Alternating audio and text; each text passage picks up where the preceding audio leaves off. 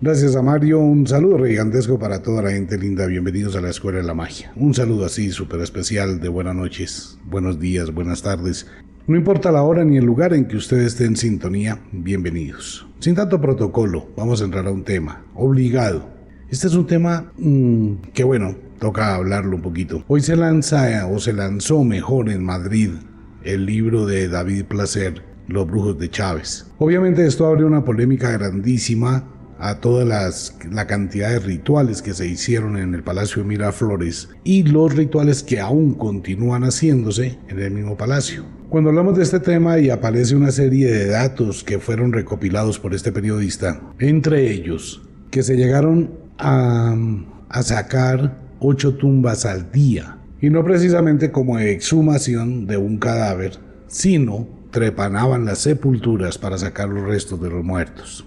No fue casualidad que Hugo Chávez, en una época muy especial, hiciera lo último para abrir la puerta hacia la muerte, y fue exhumar los restos de Simón Bolívar y hacer un ritual de necromancia. Por allá desde los años 1987, según la información que hay, la hermana o la cuñada del amante de Hugo Chávez se dedicaba a una serie de rituales y fue quien indujo a una cantidad de temas de lo que ha pasado en Venezuela. No estamos hablando de una historia de ficción, no estamos hablando de una historia de Edgar Allan Poe, sino estamos hablando de Agatha Christie o todos estos personajes del mundo del misterio. Estamos hablando de la realidad de un pueblo, de su presidente y de una serie de rituales que se ejecutaron y que siguen ejecutándose aún hoy en día. ¿Qué tipo de rituales son? Es lo primero que me preguntan algunos oyentes.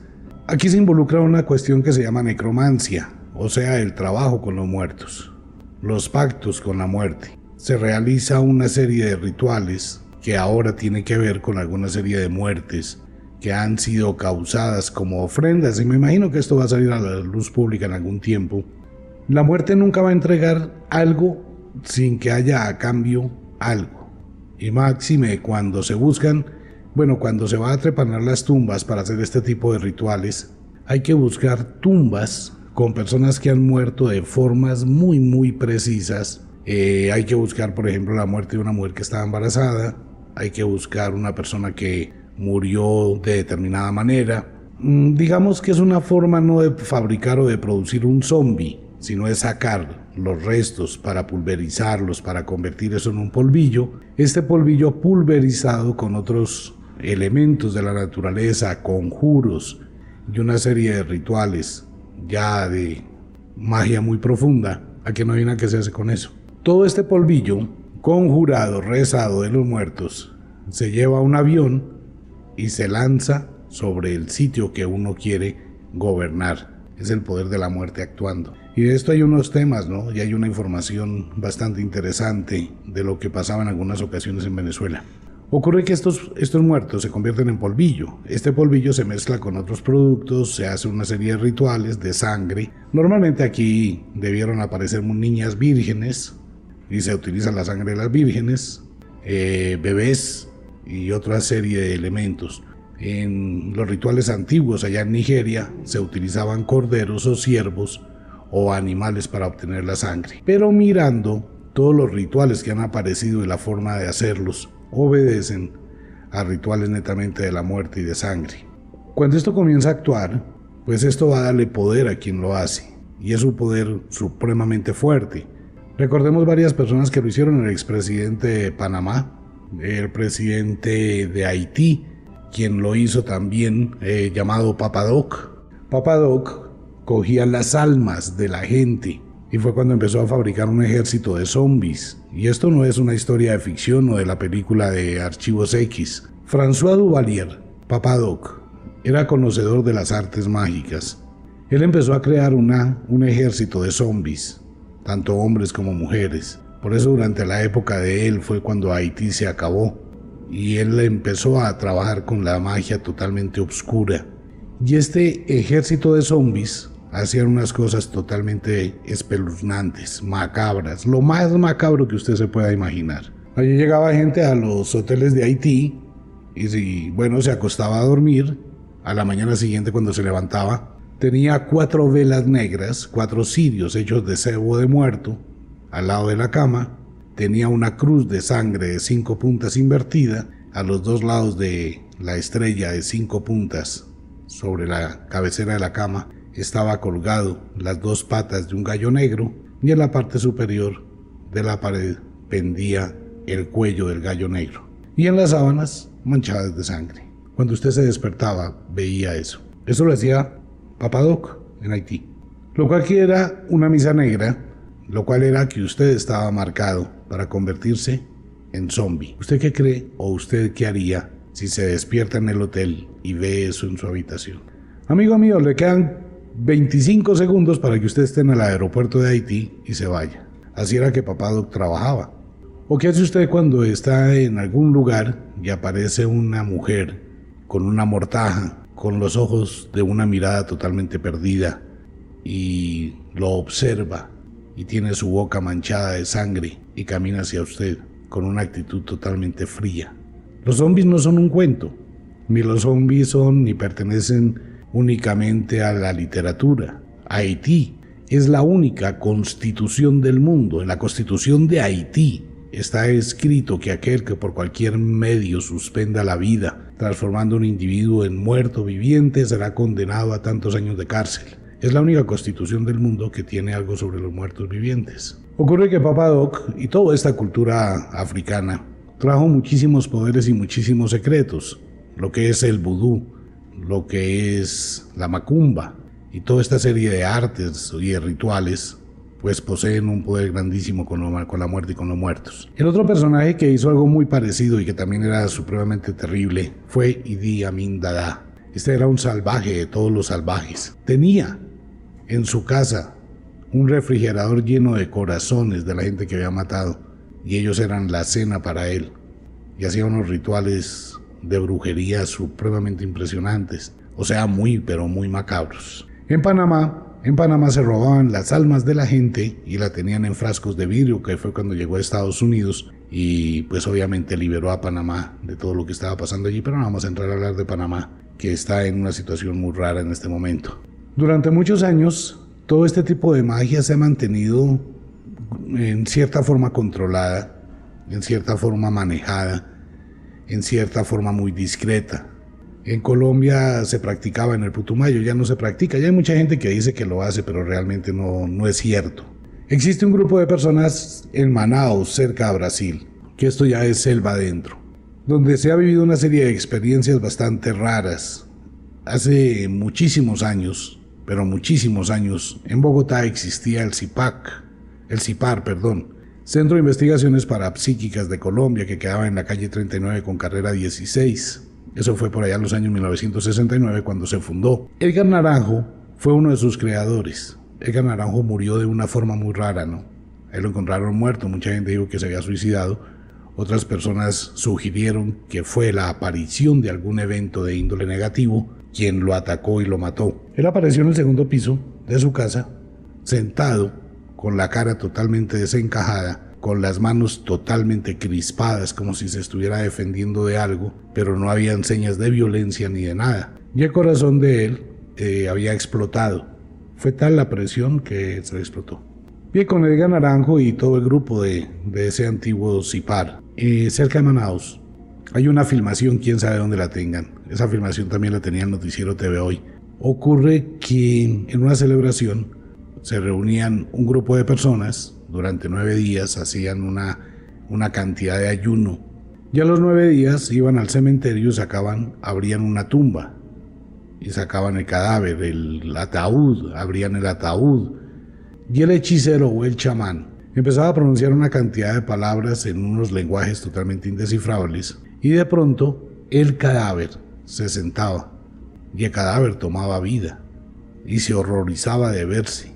Entonces este chamán empezaba a interrogarlo, a pedirle o a solicitarle cosas. Era la única condición para poderlo dejar en paz. Está la filmación de otra película que le sugiero a todo el mundo que la vea. Esa película está prohibida en Estados Unidos. Creo que no la pueden ver en Estados Unidos por los canales de internet. Sin embargo, inténtelo. O sea, la información que le doy es para que usted constate mis palabras y se dé cuenta de ello. La película de Haití se llama La serpiente y el arco iris, filmada en Haití, sobre bases reales. Entonces, todo este tipo de conocimientos, todo este tipo de elementos, pues empezaron a traerse para Latinoamérica, para Centroamérica, con todo lo que fue la esclavitud.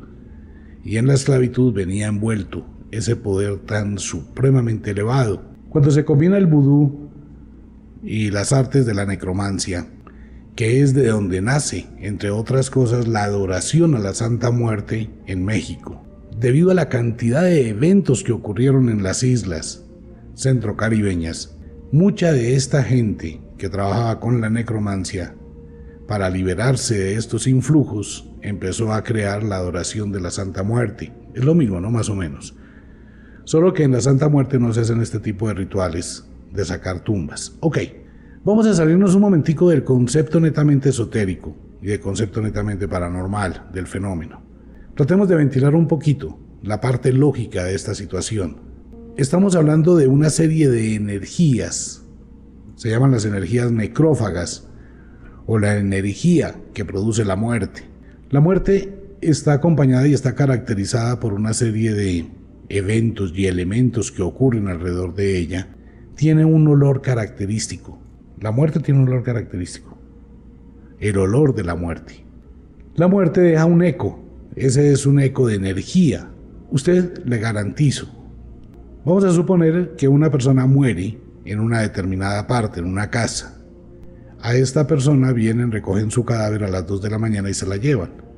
Usted llega al otro día y no tiene conocimiento de que esa noche o esa madrugada alguien murió en ese sitio. Y no hay ningún rastro que lo indique. Y usted con solo entrar a ese lugar va a percibir la presencia de la muerte y el olor de la muerte.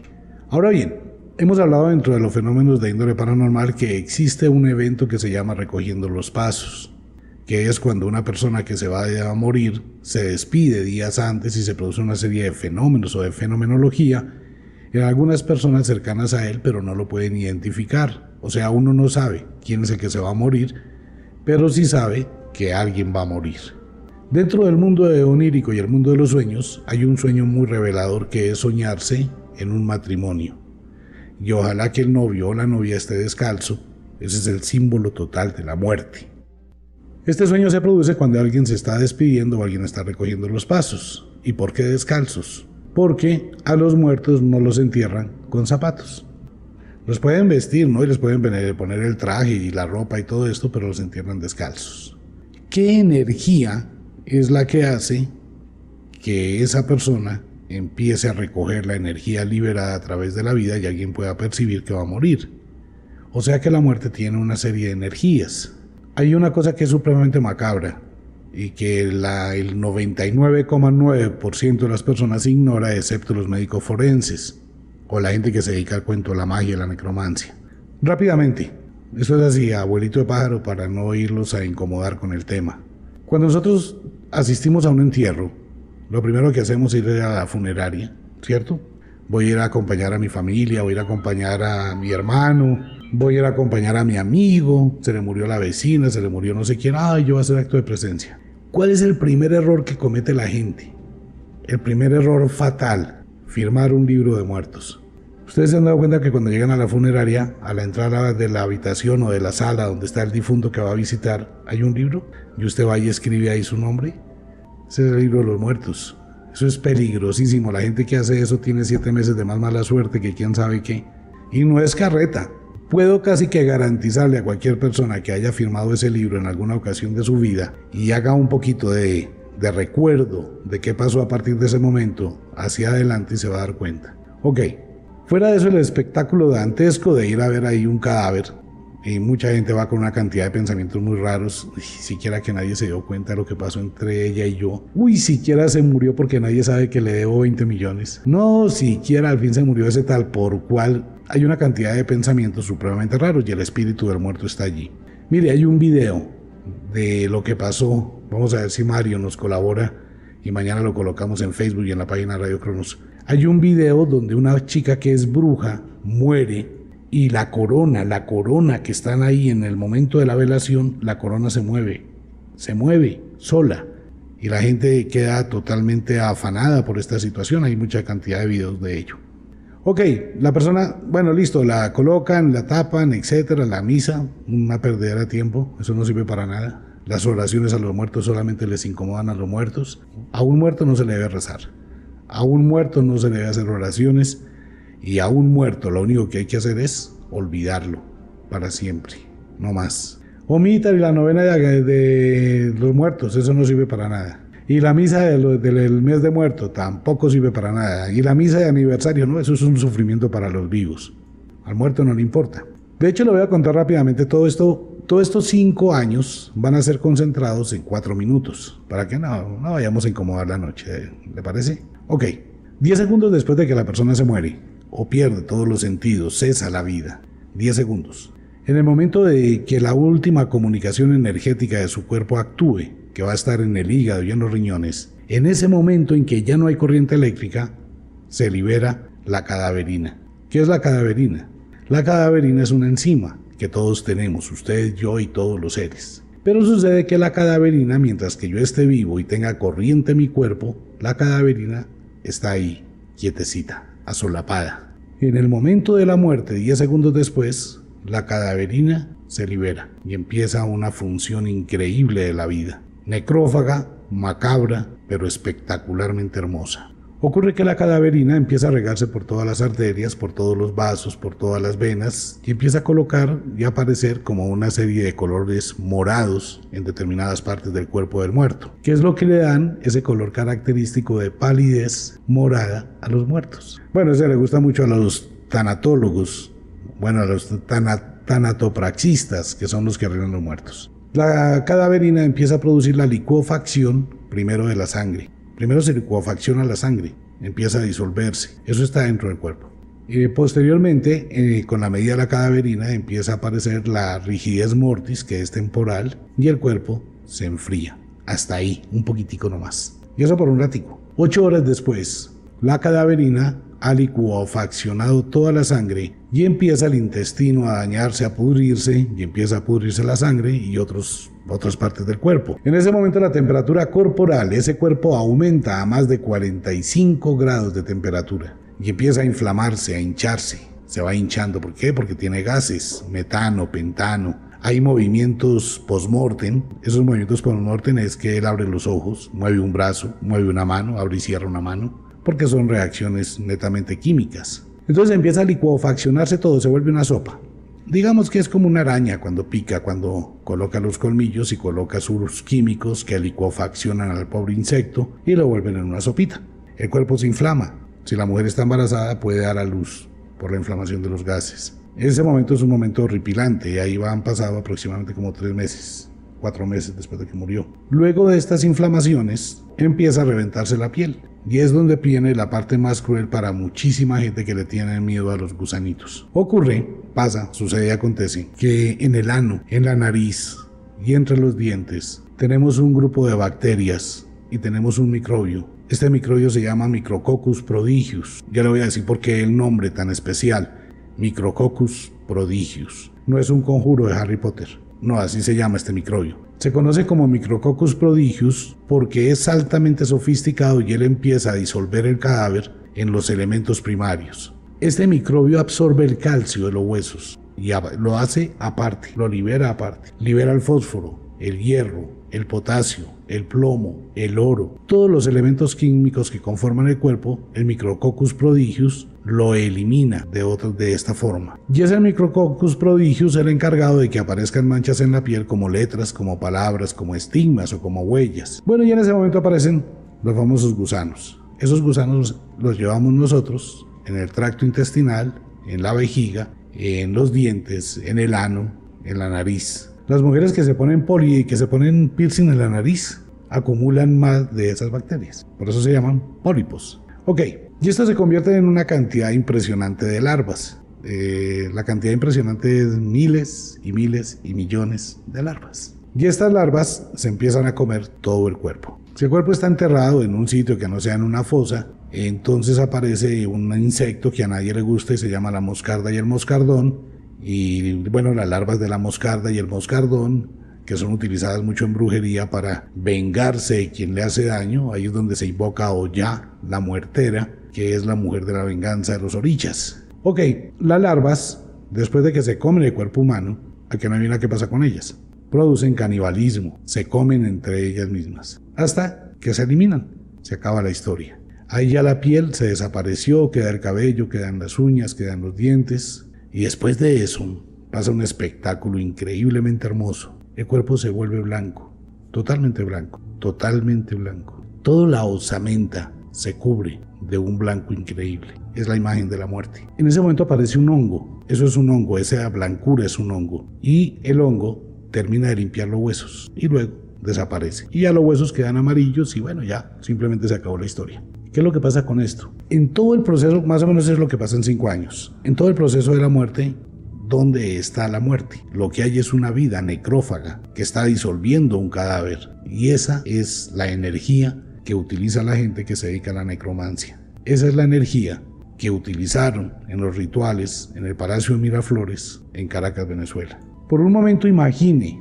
no solamente las infecciones o bacterias que esto puede tener, no, imagine algo más horrendo. Imagine el poder de la muerte e imagine un grupo de personas que está trabajando con esos cadáveres en total descomposición. Imagínese el impacto que produce en quien lo está viendo. Imagínese la cantidad de energía y el deseo de poder que tiene que tener una persona para hacer un ritual tan macabro. Tenaz, ¿no? Cuando eso pasa, obviamente se invoca una cantidad de energías que empiezan a actuar y empieza la persona a tener mucho poder. Amigo mío, esa es una puerta que aunque se sabe que existe y ahí está la fórmula y están los rituales para hacerlo, es una puerta que solamente una persona que sabe que va a entrar al inframundo y jamás va a volver a salir de él y asume el riesgo de un sufrimiento casi eterno, se arriesga a hacer esto. Y lo que hemos hablado en este programa, y mucha gente, amigos de Venezuela y muchos oyentes ya saben que hemos hablado mucho de esto desde que se inició el ritual de necromancia. Cuando Hugo Chávez saca a Simón Bolívar,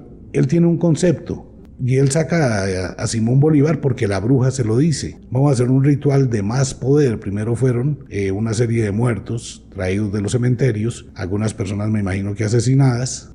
No puedo asegurarlo, pero dentro de estos rituales eso se requiere de baños de sangre y se requiere de una cantidad de protocolos para abrir la puerta al inframundo. Cuando él sacaba el poder de Simón Bolívar, para Hugo Chávez, para la mente de Hugo Chávez, él supone que está frente a la osamenta del libertador. Es como si yo tengo mi novia y al cabo de unos años voy a sacar el cadáver de mi novia y tengo la imagen mental de mi novia. Y ahí hay un esqueleto. Lo que Hugo Chávez tal vez nunca supo y que fue lo que le pudo producir esa alteración y esa enfermedad al causarle la muerte es que él no estaba sacando el cadáver de Bolívar. Él estaba sacando un esqueleto que le pertenece a los dominios de la muerte, y lo que estaba haciendo era enfrentar a la muerte. Mire, Hugo Chávez, Lord Carbañón. Cuando Lord Carbañón saca los restos de la momia de Tutankamón en Egipto y encuentran la tumba de Tutankamón, cuando ellos están bajando y encuentran la puerta, existen 2 guardias egipcios con la cabeza de chacal y hay una inscripción en la puerta que dice: maldito aquel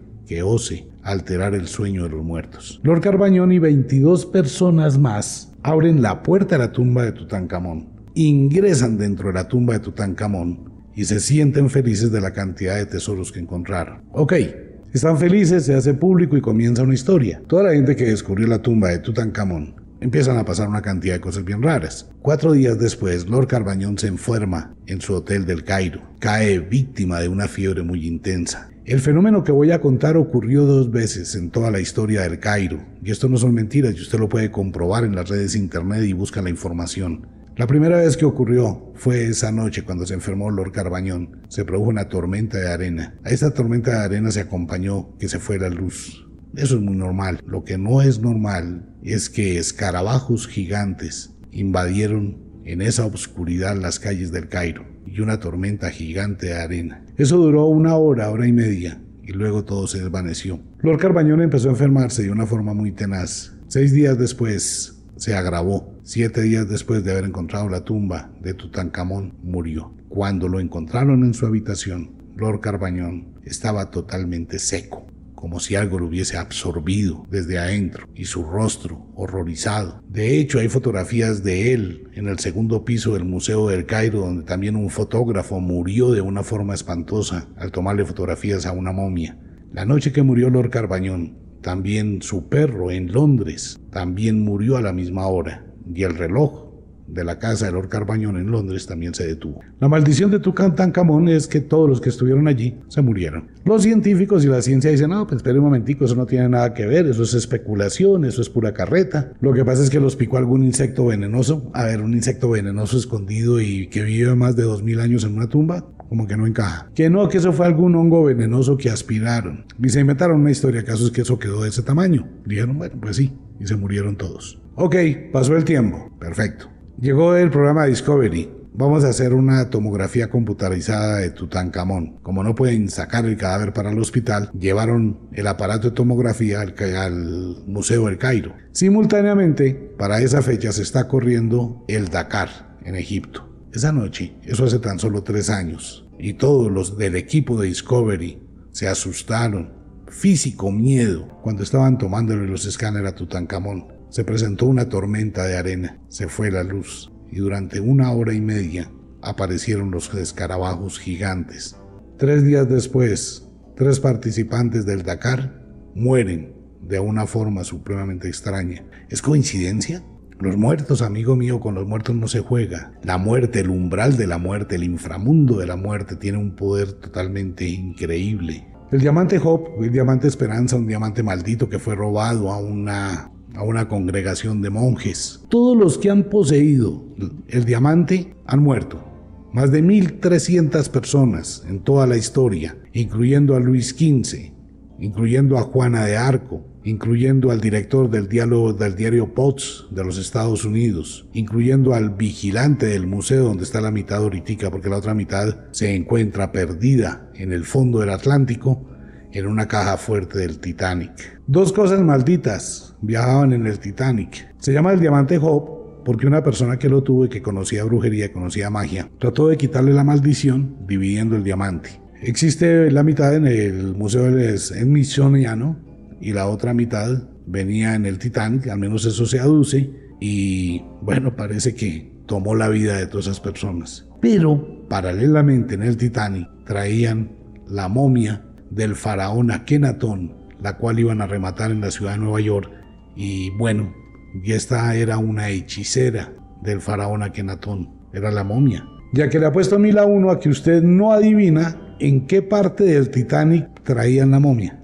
en qué compartimiento de carga. Exactamente en el sitio donde el iceberg rompió el casco del Titanic. Ahí venía en ese compartimento de carga la hechicera de Akenatón. Amigo mío, la muerte no es un juego, la necromancia no es un juego. El libro que acaba de sacar este escritor no habla solamente de un ritual de juego. Ahora sí, con este tema podemos darle credibilidad a las palabras de Nicolás Maduro, de que efectivamente se le apareció un pajarito, pero no era un pajarito para decirle estoy contigo, quizás era una señal para decirle renuncie. De ahí para adelante, amigo mío, pues obviamente lo que pasa en Venezuela y lo que va a seguir sucediendo, cuando la muerte se libera, eso es una situación muy grave. Venezuela sufrirá alguna situación, bien sea por la naturaleza, un castigo de la naturaleza, pero algo para que la muerte vuelva otra vez a cerrar esa puerta. Solamente esa muerte se puede cerrar con más muerte. Ese es el pacto de la muerte, amigo mío, no hay nada que hacer. ¿Que cómo se hace? No, eso es muy fácil, uno invocado ya, la muerte era en el cementerio, y bueno, necesita un poco de cosas, pero ¿para qué quiere hacer eso? Para tener poder, lo mejor es que trabaje todos los días bien duro, se exija, que si quiere conquistar muchas mujeres vaya a un gimnasio, entrene duro, sea una buena persona, ámese a sí mismo y tendrá una excelente mujer que lo ame y llamará a una mujer. Si quiere amarlas todas, pues bueno, consiga muchísima plata y dedíquese a vagabundear en el mundo. Si quiere poder para gobernar, amigo mío, no se meta en ese tipo de tragedias. La gran mayoría de gobernantes de este mundo de aquí para adelante terminarán muy mal, llevarán una vida miserable después de que dejen el gobierno. Mientras que estén en el gobierno, pues estarán amparados, pero después llevarán una vida muy vacía. O sea, ¿qué poder quiere tener? ¿Quiere plata? Pues póngase a trabajar. No, pero yo quiero plata fácil. Tomar atajos en la vida no produce plata, produce desgracia. Bueno, hay muchos personajes que hicieron cosas ilegales y llegaron a tener muchísima plata, pero muchísima plata, y su muerte no fue nada bueno. Nada, con este tema es peligrosísimo. ¿Cuándo se utiliza la necromancia en la magia? La necromancia se utiliza cuando voy a salvar a otra persona. Cuando una persona ha sido víctima de un ritual de necromancia, utilizamos otro ritual de necromancia. Recuerde que la intención es lo que prima. Si hay que salvar a un bebé o si hay que salvar a un niño, siempre y cuando esto no corresponda con su destino, porque ese es el otro problema. ¿Cuándo salvar a una persona que está a punto de morir?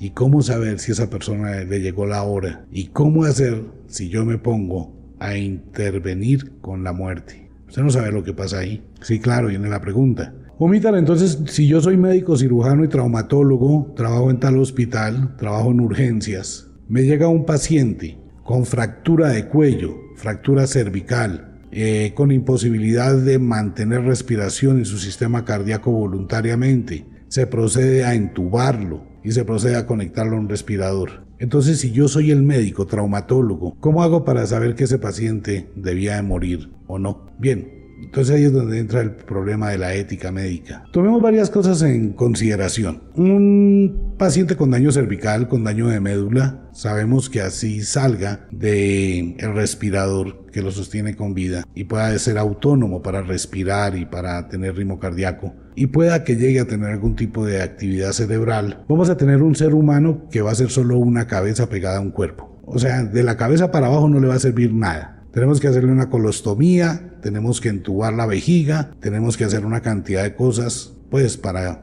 manejarlo, porque él ya no va a controlar esfínteres ni nada. O sea, de su cuello para abajo es un cuerpo que no sirve para nada, totalmente inerte, se va atrofiando con el tiempo y los músculos se van dañando. Entonces voy a suponer que nos queda una cabeza con ojos, con oídos, con deseos, con ansiedad, con querer sentir placer sexual, con saber que quiere amar, con saber que quiere tocar a la persona que ama. Y esa persona puede estar sentada, puede colocar el dedo a 1 milímetro, es más, puede tocarlo, pero no va a sentir. Pero en su cerebro él quiere. O sea que imagínense, ser preso de su propio cuerpo. Y hay mucha gente que está así. El caso de Schumacher y otra cantidad de personas que han sufrido algún tipo de accidente y quedan de esa forma. ¿Eso es ética médica? ¿Eso es calidad de vida? ¿O es el castigo de la muerte para ese cuerpo por haberlo salvado? Es muy complicado. Una persona que en su cerebro sigue con todos sus eventos fantasma, que le van a dar deseos de ir al baño, que va a tener erecciones mentales, que va a tener deseos, que va a tener una cantidad de cosas, pero no, su cuerpo no sirve. ¿Eso es vida? Ok, ¿qué pasa entonces con ello? ¿Por qué se hace? ¿Será el ego de los médicos traumatólogos que quieren decir, no importa cómo quede, el caso es que lo mantengo con vida? Y si es una persona importante, no es un negocio para el hospital donde ese paciente va a estar recluido 3 años a ver si se recupera. Amigo mío, la única especie de animales que llega a ese extremo es la especie humana. En los animales no existe eso. La prudencia dice que debe existir un protocolo médico para este tipo de eventos. Una cosa es el doctor Stephen Hawking, que inició a través de la vida un proceso degenerativo de su cuerpo, pero ha sido un proceso degenerativo a través de la vida, o sea que se acostumbró, aprendió con la enfermedad. Otra cosa es un paciente que de la noche a la mañana cae en esa situación. Es mi punto de vista. Mi sugerencia, o lo que dicta la magia, es que no lo entuben, que no lo conecten al respirador. Si en la tomografía me aparece una fractura de médula, una fractura de cuello, una fractura de médula, sabemos que eso es totalmente irreversible. Esa es la mano de la muerte. En ese momento es mejor dejar que ese paciente muera. Es mi punto de vista. La muerte, amigo mío, es una flaca muy hermosa. Tiene unos riesgos muy grandes. Produce un poder muy grande a quien la maneja. Y es supremamente terrible cuando se le invoca.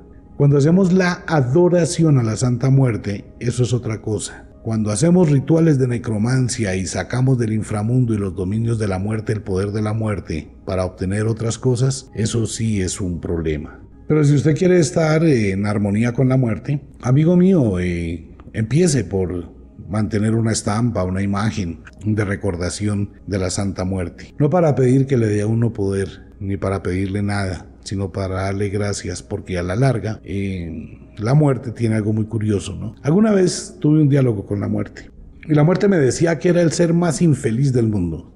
Me decía, mira, Yo soy la dueña del tiempo y de la vida, junto con las 3 Moiras que manejan el destino.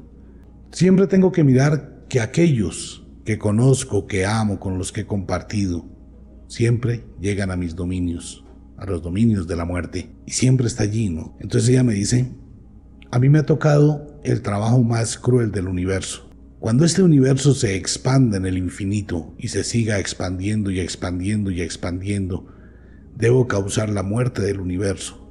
Todos los planetas se disolverán como un cadáver en átomos, moléculas, partículas y energía. Cuando el último átomo de este universo se disuelva en energía, estoy yo, y debo apagar el último segundo del tiempo. Y en ese momento no puedo morir, solo voy a dormir. Pero tendré que ver el último alito de existencia. Pero hay el poder exactamente en la muerte. Es la muerte la única que tiene el poder para hacer un clic y hacer que todo esto vuelva a comenzar. La muerte es la vida y nunca muere. Bien, ese era el tema de hoy. Una invitación para todo el mundo. Mañana Wicca, la Escuela de la Magia, lleve la cucharita dulcera. Están los libros, léase el libro de santería, le puede ayudar muchísimo a prevenir una cantidad de cosas. La invitación mañana para todo el mundo a Wicca en todas las sedes: Restrepo, Venecia, calle 85, calle 45, Cali, Medellín, Doña Francia en la ciudad de New York. La invitación va para todo el mundo, no se queden sin el ritual. Se lo estaré entregando a finales de semana, comienzos de la semana entrante. Pilas a toda la gente, lleve la cucharita dulcera, mañana Wicca. Consultas con JR, el oráculo de la noche. Visite a Junior. No se deje tentar por mis palabras, no se le ocurra hacer un pacto con la muerte. Tenga la muerte de aliada, pero no vaya a sacar nada de sus dominios, ni se le ocurra. Ni tampoco vaya a tener restos de muertos en su casa. ¿Se puede tener poder? Sí, pero la maldición va a ser peor. Es como el que saca un entierro o una huaca. Ahí hay cosas que es mejor conocer y dejarlas quietas. Una invitación para mañana 10 en punto en la mañana desde la ciudad de Girardot. Mundo, buenos días. Mañana a las 10 en punto. Por ahora me voy. El inexorable reloj del tiempo que siempre marcha hacia atrás nos dice que nos vamos. No sin antes decirle que de verdad los queremos cantidades alarmantes, los amamos muchísimo, de verdad que sí. Nos enviamos un abrazo francés, un beso azul. Nos vemos, dulces sueños. Hasta mañana. Chao. 1987, según la información que hay, la hermana o la cuñada del amante de Hugo Chávez se dedicaba a una serie de rituales y fue quien indujo a una cantidad de temas de lo que ha pasado en Venezuela. No estamos hablando de una historia de ficción, no estamos hablando de una historia de Edgar Allan Poe, sino estamos hablando de Agatha Christie o todos estos personajes del mundo del misterio. Estamos hablando de la realidad de un pueblo, de su presidente y de una serie de rituales que se ejecutaron y que siguen ejecutándose aún hoy en día. ¿Qué tipo de rituales son? Es lo primero que me preguntan algunos oyentes. Aquí se involucra una cuestión que se llama necromancia, o sea, el trabajo con los muertos, los pactos con la muerte. Se realiza una serie de rituales que ahora tiene que ver con alguna serie de muertes que han sido causadas como ofrendas, y me imagino que esto va a salir a la luz pública en algún tiempo. La muerte nunca va a entregar algo sin que haya a cambio algo, y máxime cuando se buscan, cuando se va a trepanar las tumbas para hacer este tipo de rituales, hay que buscar tumbas con personas que han muerto de formas muy precisas. Hay que buscar, por ejemplo, la muerte de una mujer que estaba embarazada, hay que buscar una persona que murió de determinada manera. Digamos que es una forma no de fabricar o de producir un zombie, sino de sacar los restos para pulverizarlos, para convertir eso en un polvillo. Este polvillo pulverizado con otros elementos de la naturaleza, conjuros y una serie de rituales ya de magia muy profunda. ¿A qué no hay nada que se hace con eso? Todo este polvillo conjurado, rezado de los muertos, se lleva a un avión y se lanza sobre el sitio que uno quiere gobernar. Es el poder de la muerte actuando. Y de esto hay unos temas, ¿no? Y hay una información bastante interesante de lo que pasaba en algunas ocasiones en Venezuela. Ocurre que estos muertos se convierten en polvillo. Este polvillo se mezcla con otros productos, se hace una serie de rituales de sangre. Normalmente aquí debieron aparecer niñas vírgenes y se utiliza la sangre de las vírgenes, bebés y otra serie de elementos. En los rituales antiguos allá en Nigeria se utilizaban corderos o ciervos o animales para obtener la sangre. Gracias a Mario, un saludo gigantesco para toda la gente linda, bienvenidos a la Escuela de la Magia. Un saludo así súper especial de buenas noches, buenos días, buenas tardes. No importa la hora ni el lugar en que usted esté en sintonía, bienvenidos. Sin tanto protocolo, vamos a entrar a un tema obligado. Este es un tema que bueno, toca hablarlo un poquito. Hoy se lanzó mejor en Madrid el libro de David Placer, Los Brujos de Chávez. Obviamente esto abre una polémica grandísima a toda la cantidad de rituales que se hicieron en el Palacio de Miraflores y los rituales que aún continúan haciéndose en el mismo palacio. Cuando hablamos de este tema y aparece una serie de datos que fueron recopilados por este periodista, entre ellos que se llegaron a sacar 8 tumbas al día, y no precisamente como exhumación de un cadáver, sino trepanaban las sepulturas para sacar los restos de los muertos. No fue casualidad que Hugo Chávez, en una época muy especial, hiciera lo último para abrir la puerta hacia la muerte, y fue exhumar los restos de Simón Bolívar y hacer un ritual de necromancia. Por allá desde los años 1900. Pero mirando todos los rituales que han aparecido y la forma de hacerlos, obedecen a rituales netamente de la muerte y de sangre. Cuando esto comienza a actuar, pues esto va a darle poder a quien lo hace, y es un poder supremamente fuerte. Recordemos varias personas que lo hicieron: el expresidente de Panamá, el presidente de Haití, quien lo hizo también, llamado Papa Doc. Papa Doc cogía las almas de la gente y fue cuando empezó a fabricar un ejército de zombies. Y esto no es una historia de ficción o de la película de Archivos X. François Duvalier, Papa Doc, era conocedor de las artes mágicas. Él empezó a crear un ejército de zombies, tanto hombres como mujeres. Por eso durante la época de él fue cuando Haití se acabó y él empezó a trabajar con la magia totalmente oscura. Y este ejército de zombies hacían unas cosas totalmente espeluznantes, macabras, lo más macabro que usted se pueda imaginar. Allí llegaba gente a los hoteles de Haití y se acostaba a dormir. A la mañana siguiente, cuando se levantaba, tenía 4 velas negras, 4 cirios hechos de cebo de muerto al lado de la cama. Tenía una cruz de sangre de 5 puntas invertida a los 2 lados de la estrella de 5 puntas. Sobre la cabecera de la cama estaba colgado las 2 patas de un gallo negro, y en la parte superior de la pared pendía el cuello del gallo negro, y en las sábanas manchadas de sangre.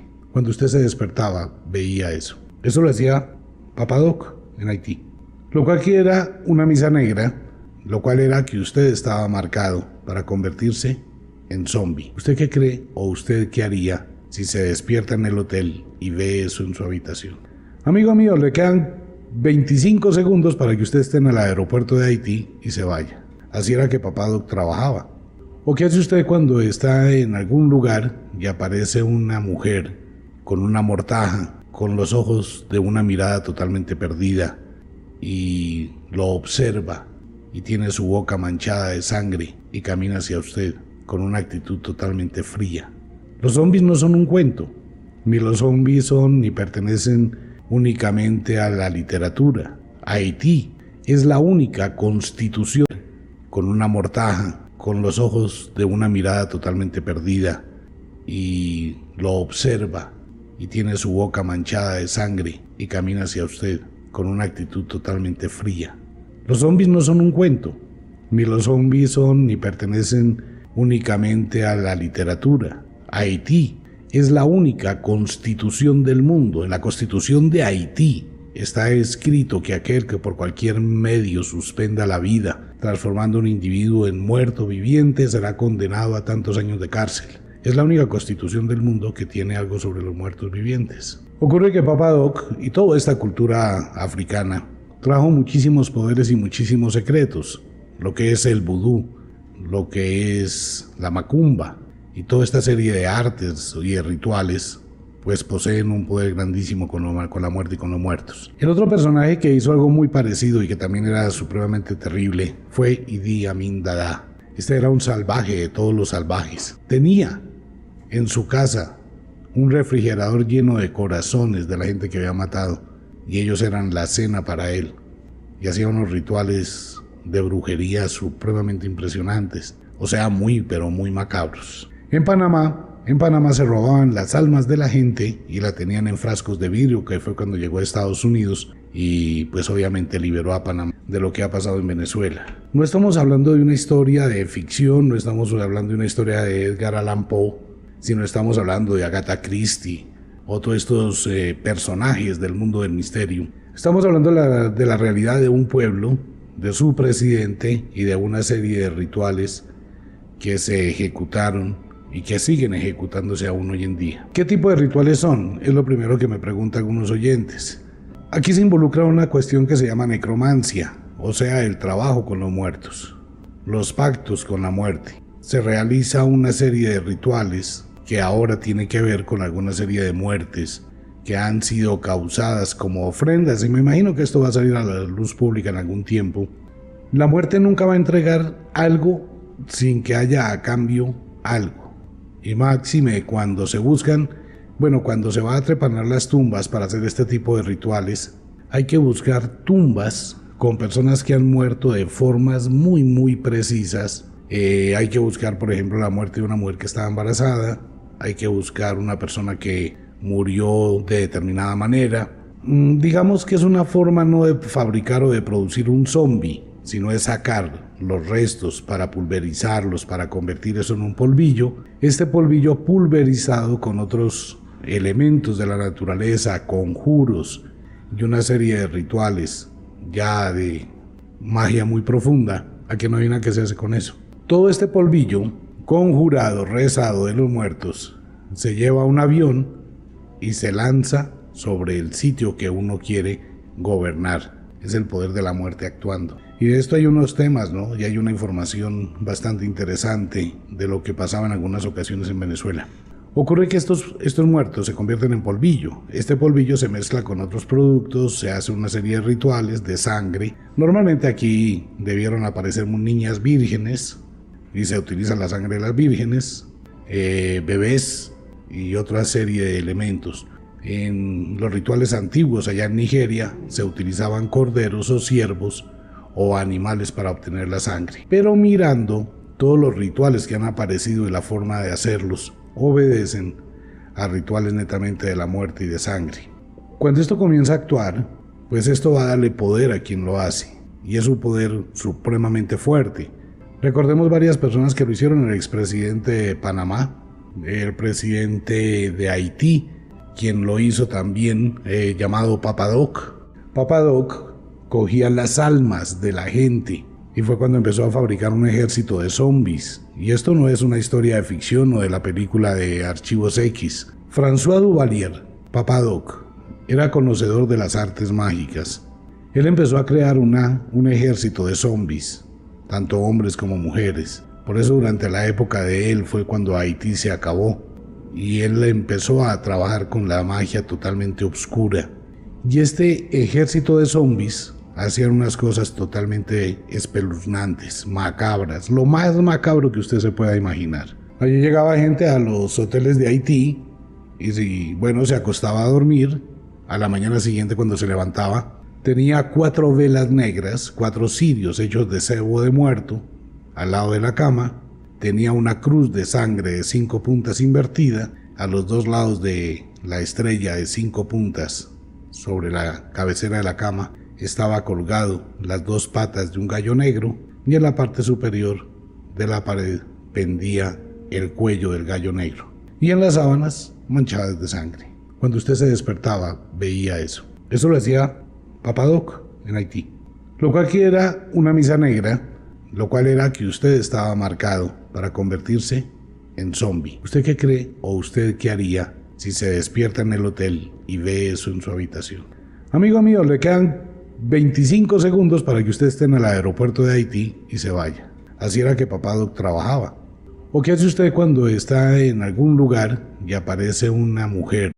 Gracias a Mario, un saludo gigantesco para toda la gente linda. Bienvenidos a la Escuela de la Magia. Un saludo así súper especial de buenas noches, buenos días, buenas tardes.